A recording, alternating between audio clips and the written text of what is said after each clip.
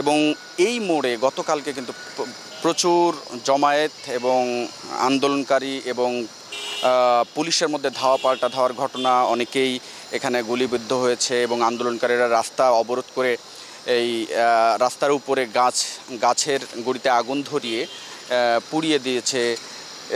অপরদিকে রাস্তার পাশের যে আইলাইনগুলো সেগুলো কিছু কিছু জায়গায় ভাঙা হয়েছে। এদিকে আমার পাশে একটি পুলিশ বক্স রয়েছে, পুলিশ বক্সে আগুন জ্বালিয়ে দেওয়া হয়েছে তার নমুনা, এবং পুলিশ বক্সের যে জানলার গ্লাসগুলো সেগুলো আপনারা দেখছেন যে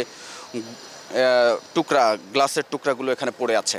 তো সব মিলিয়ে বলতে গেলে যে একবারেই বিধ্বংস একটি সিচুয়েশন বা পরিস্থিতি এই কারণ বাজার, ফার্মগেট বা এর আশপাশের সড়কগুলোতে প্রচুর সংখ্যক ইটের টুকরা পড়ে আছে।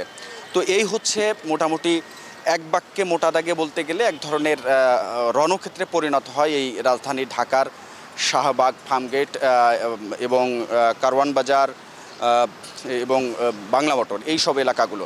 তো সব মিলিয়ে বলতে গেলে আজকেও কিন্তু মানুষের মধ্যে এক ধরনের অস্বস্তি এবং শঙ্কা কাজ করছে যে কখন কি হয়।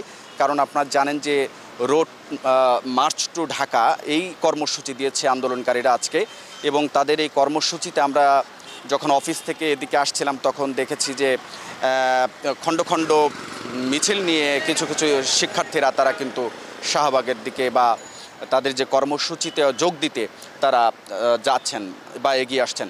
তো সব মিলিয়ে বলতে গেলে এখন পর্যন্ত আইন শৃঙ্খলা পরিস্থিতি একেবারে শান্ত রয়েছে এবং রাজধানী ঢাকার প্রত্যেকটি মোড়ে মোড়ে সেনাবাহিনী মোতায়েন রয়েছে এবং পুলিশের তল্লাশি চৌকি রয়েছে।